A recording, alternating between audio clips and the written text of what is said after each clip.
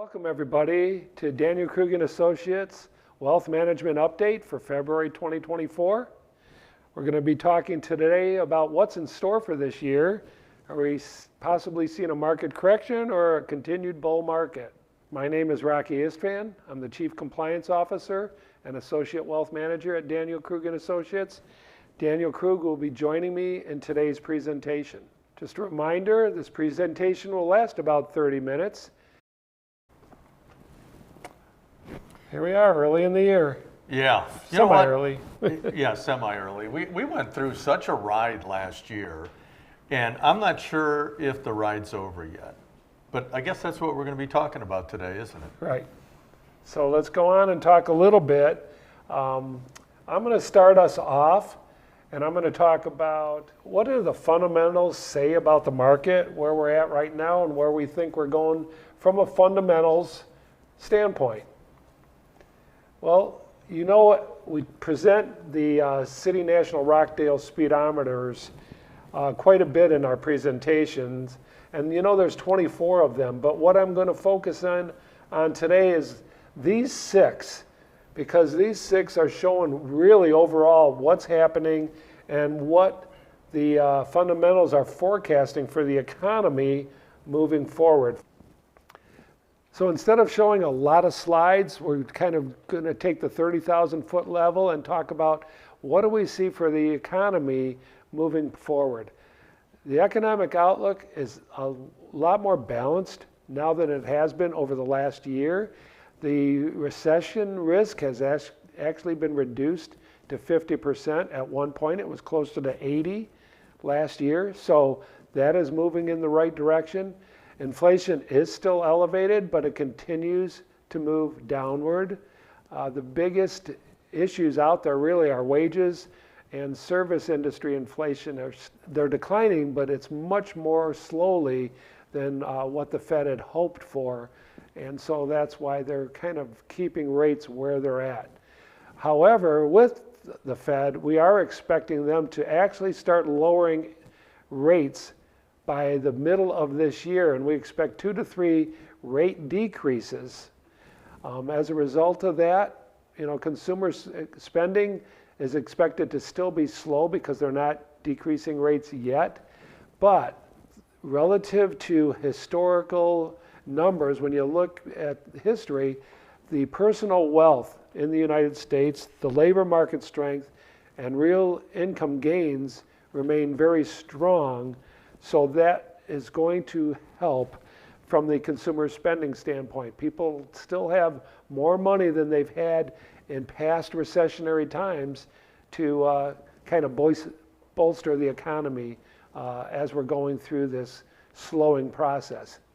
Defaults by consumers and corporations is expected to increase. That's still going on. That has not hit its high and started to peak yet, but they, again, are at historic lows, so we believe that the number of consumer or corporate defaults are going to be very manageable moving forward. Investment spending should improve also because as the rates start to come down, we expect business confidence to improve, companies willing to go out and borrow again and put that money to work in improving their programs, products, and services and profitability moving forward. The U.S. economic outlook, as we touched on with the dial, is more resilient than the rest of the world. We don't expect Europe and Asia economies to perform as well this year, so we're still holding off a little bit on that from an investment standpoint. We're also keeping an eye on what's going on with the elections and the geopolitical risks that are out there. However, we don't believe that's going to be a significant impact to the domestic economic growth that we're going to start to see in the second half of this year. Now let's talk a little bit high level about what we see from an investment standpoint as a result of the fundamentals in the economy. So right now, markets have actually discounted a lot of the positive news that's going on. People are a little wary of jumping back in to certain markets and investments. So we expect to see the volatility in the near term increase, but it's going to create buying opportunities, we believe. So any kind of downturn in the short term would definitely be a buying opportunity, time to add more into stock positions and bond positions. We're expecting modest returns across all asset classes in 2024. That's really good news for high quality stocks that have tended to lag behind, and the bond market that took such a big hit in 2022 and really didn't recover a whole lot in 2023. So that's a positive. History, if you look at historically what's happened in recoveries, dividend stocks tend to lag, and that's what happened last year, and we'll go into a little bit more of that. But we expect to see a rebound in those stocks this year as the economy improves, as the markets feel more confident to move forward and invest. International equities are less resilient as far as the outlook and geopolitical concerns, so we're kind of staying away from increasing in those areas right now. Potential rate cuts, that's I think going to be one of the big stories of this year, is what the Fed actually does, but we're believing for these rate cuts, as I said earlier. So that's a bullish sign for investors, and it actually signals that probably now is the time to take advantage of that by getting into some of the markets that maybe we've been holding off on or have been lagging, and take advantage of that before interest rates start to drop, and then the market really takes off. So you want to buy low and sell high. Remember, that's always what our mantra is. There are still excellent opportunities, though, for short-term cash. We know that short-term cash is paying around 5%. We're taking advantage of that. But again, this is a trade-off that, you know, you want to buy stock low, and holding short-term cash 1 to 2 months too long could be a problem in this year. So we're looking to possibly get invested more as we move forward. Expect things to change, though. When the Fed drops interest rates, short-term cash is going to drop faster and harder than the Fed rate. So keep that in mind. However, when we're talking about investment-grade corporate bonds and municipals, we think that now's the time for fixed income investors to start looking at those bonds because they're offering attractive yields. And if interest rates drop, that means that these current bonds will be at a higher value in the long run than future bonds. And that's when you want to start increasing your duration with bonds as you move forward. And so that's one of the things we're looking at this year. And we will maintain our focus on quality and look, like I just said, to extend the duration opportunistically across all of our strategies as we move forward. So the question is, that's the fundamentals. What do the charts say about the markets? Well, this is interesting because you talk a lot about what the fundamentals are looking like, and they are looking really good.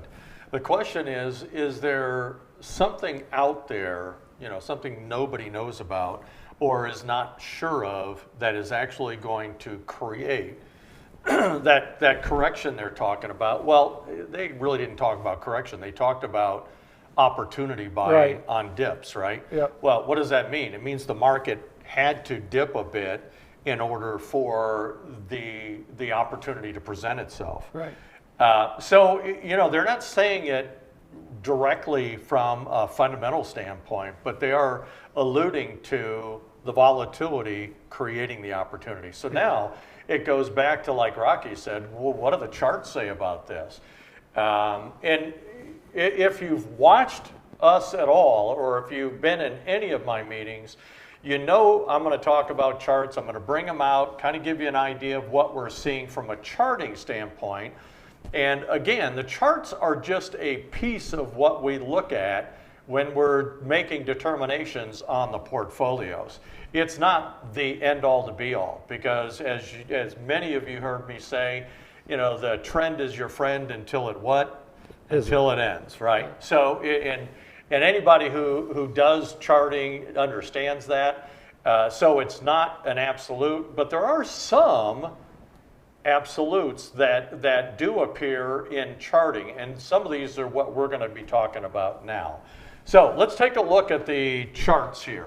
So just a reminder, what we're talking about is the technical versus the fundamental. Yeah, Yeah. Let's talk technical now. Okay. So, technical.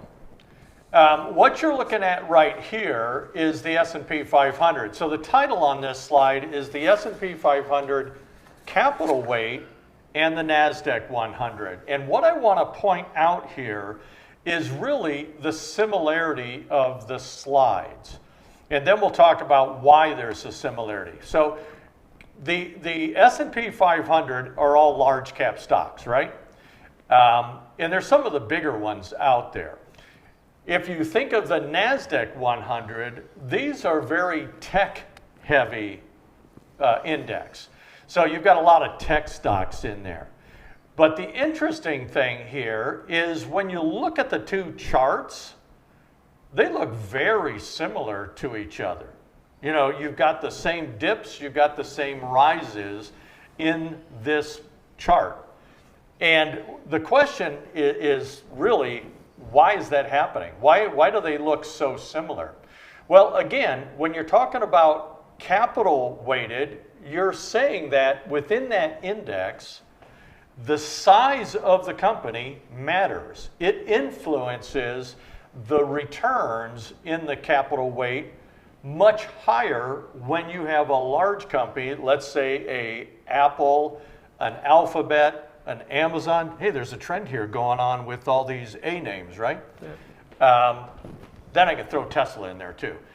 But when you get into these real big companies, they have a much higher weighting relative to the return. So what I want to point out here is that there are 7 tech titans that they call them, and I've named off 4 of them, that ultimately are really influencing the S&P 500 capital weighted. And that's why when you're looking at the S&P 500, when you look at, let's say, the TV or you read it in the newspaper, they're always talking about the capital weighted. But the question is that a true valuation of what the overall market is doing? Because if you have 7 tech titans, which now, from a weighting standpoint, represents about 30% of the S&P 500. That means 493 stocks represent the other 70%. So you can see how if those tech titans are moving up real fast, it's going to influence the capital weighted S&P 500. We understand that. Let's go on to the next slide. The next slide ultimately is comparing the capital weighted S&P 500 to the equal weighted. And as you can see in this chart, it's a whole different story. There's a lot more volatility on the right side of the chart, which is the equal weighted, than there is on the left side of the chart, which is the capital weighted. So also look at it this way. The capital weighted has actually way outperformed the equal weighted. In other words, it's actually above the market right now. It's above its high from December 2021. But you look at the equal weighted, and we still haven't gotten back to even yet from December 2021.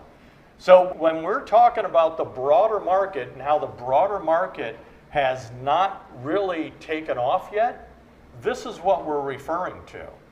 And I'll take it a step farther, because when you think about the New York Stock Exchange, there's about 5,800 stocks in the New York Stock Exchange. And the S&P 500 is just 500 of those stocks. But if I go a step further and look at the Russell 2000, which is small cap stocks, the Russell 3000, which is mid cap stocks, now you're bringing in 5,500 of the 5,800 stocks in the New York Stock Exchange. Now we're representing more of a broader market. And as you can see, these charts look very similar to the S&P 500 equal weight. Now, I want to go a step further on these charts and look at the gaps. A gap in the market, it occurs when the stock market closes on one day, there is either overnight trading going on, or before market trading going on that influences the index and how it's going to open up the next day. Now, most of the time, it's minor, so you don't even see it the next day. But there are times when there's news that comes out and there's trading done at night, and there is either a gap up or a gap down in that index or stock, and it creates what we call a gap. So it's either a gap up or a gap down. And as you can see in the Russell 2000 and in the Russell 3000, that there are gaps at the lower end of the market closer to the lows in October 2023. And if I back up to the capital weighted S&P and the equal weighted, you can see also that there is a gap up at the similar times. It's all in October. Now, the stock market abhors gaps. So it is going to come back and fill the gap. The question is when. Sometimes it does it the same day. Sometimes it does it a week later, a couple months later, 4 months later, but it's going to come back and fill that gap. If it doesn't, it would be a huge anomaly because it happens almost every single time. And that being said, we're kind of cautious right now because we think there could very well be a pullback close to, on the S&P capital weighted side, close to about 4,250 on the index. And that would represent about a 15.5% drop in the overall market.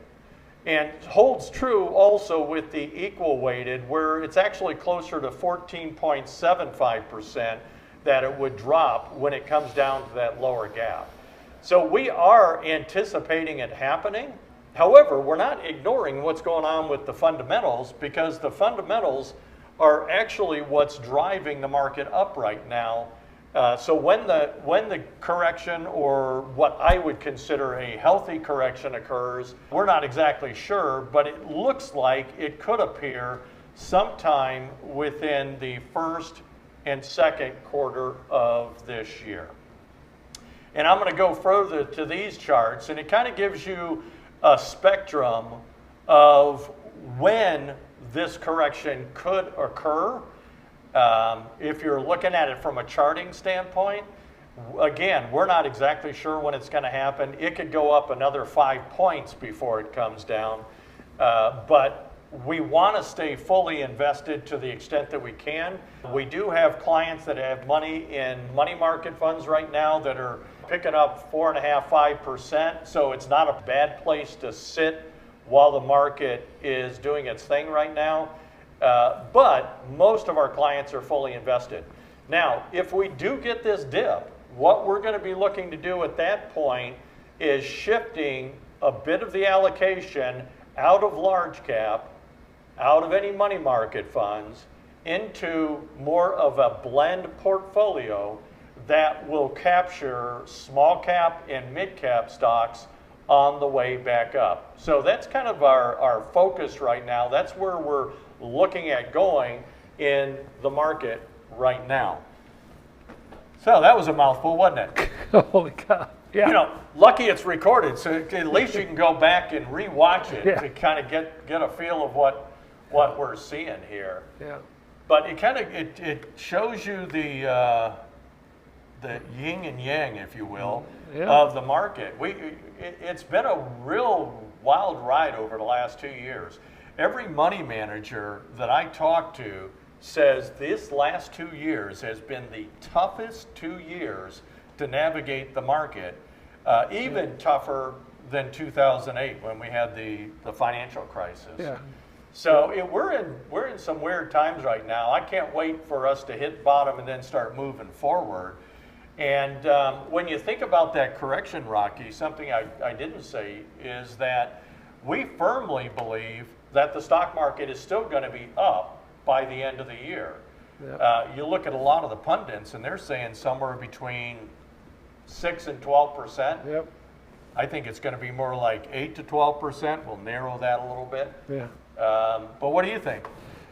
Well, I'm thinking of, okay, I'm thinking of the investor watching this, and it's really been a tale of two different investors for the last couple of years. If you're a conservative investor, you got hit harder than the aggressive investor, which Yeah. is kind of an anomaly too. Yes. And that's because the bond market went down 14% in 2022, and anybody that's conservative's got probably half their portfolio in bonds. Yeah.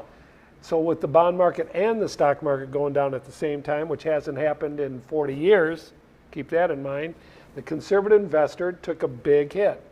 The other side of it is the conservative investor doesn't hold a lot of high volatility, risky stocks like the tech stocks. Right, right. So their portfolio is made up more of your simple, everyday, solid companies. And I'm going to give you two examples just so you know where like companies are at today. Now we know that the Apples and Googles, the tech titans, they rebounded really strong in 2023, brought the whole market up. However, if you go and look at Procter & Gamble, Procter & Gamble hit its high on 12/27 of 2021, right before 2022.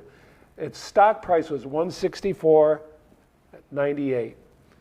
Where it closed the end of 2023, $146.54. So over the last 2 years, they're still down 11%. Wow. That's the kind of stocks, unfortunately, that a lot of conservative people own, Yeah. because Procter & Gamble is a steady Eddie. They're in the Dow. They're one of the biggest companies Right. in the world, and they pay a great dividend. So that's why a conservative investor holds them. So it did not participate Nope. in that market, in the S&P index. It's still down. Do we believe it's going to come back? Absolutely. It has every time. Yeah. So that's not the problem. Another one, just another example, Coca-Cola closed at $64.11 in May of last year. No, I'm sorry, in 2022. It closed the end of 2023, a year and a half later, at $63.61. Close, but still down. Yeah. Down for the last 18 months, has not come back all the way. Again, a dividend paying company, large company, a lot of conservative portfolios hold that stock. Yep. So you combine some that are still down 10%, some that maybe are getting closer to being back, you're still down 4 or 5% Yes. on an average. Is that going to shift? Yes. You have to be patient, because that's what Dan talked about, the broader market, right? The equal weighted catching back up. So just keep that in mind, when you're thinking about your portfolio and seeing the stock market has recovered, but you don't feel your portfolio has. Well, and to that point, the Russell 2000 and 3000 as of yesterday were underwater still for the year. Yeah. So so that's 5,000 stocks that those two indexes have not even gone positive. The S&P 500 equal weighted, the other 500, is only up 2%. So again, when you look at the broader market, we haven't really hit the recovery yet. And I don't believe it's going to happen until we take that healthy correction up to about 15%. And then I think we're going to be off to the races, although it'll still be volatile going up to the election. Yeah, and if you're a conservative investor, be patient, Yeah. because you don't want to all of a sudden jump into the tech stocks. No. If you're a conservative investor, go back and look at what happened to Amazon, what happened to Google, what happened to Netflix. These companies went down 50 to 75% Yeah. in 2022. Conservative investors didn't go down anywhere near that. They were down maybe 5 to 8% the whole year, Yeah. even with the bond market. So, don't jump ship. Don't stay true to your risk tolerance. You will, over the long run, get back on track and hit that conservative 5 to 7% average rate of return Yeah. over a longer period of time, over those 5 and 10-year averages. So Yep. that's my point. All So right. everything we said. That was a very good point. So again, with our firm, we do more than just look at the stock market. It's the stock market, the money that we manage really fuels all the other advanced planning that we do. So You can kind of take a look at it on this slide. We do a lot for our clients, and we believe that that is the difference between our firm and most investment firms out there. And there is a material difference in what you get to keep when you do the advanced planning. Now, if you think about the events, when we do events in our office or if we do webinars, all these events are designed to educate our clients. So what's coming up? We've got the Java workshop. It's markets, past and present. That's going to be Thursday, March 14th and Friday, March 15th. So that'll be a real good one. It'll kind of recap what we went through last year and what we're seeing moving forward for this year. We have another webinar coming up, another review, and that'll be on April 11th. And again, just so everybody knows, these webinars are pre-recorded and we get them out on Thursday when we have a webinar week. Now, if you want to catch up a little bit more to us, you can go to our website. You can also go to our YouTube channel. The easiest way to get there is go to mydkna.com. Click on Watch Us, then click on YouTube, and it'll bring you straight to our website for YouTube. And it's a great way to kind of go back and really look at some of the different areas of education to keep yourself up to date and in the know. No need to worry, Dan. Yes, that's what it is. There's no need to worry. We're here for 2024. We're ready. We're going to be here to take care of you in the future. You take care of your family, and we'll take care of you.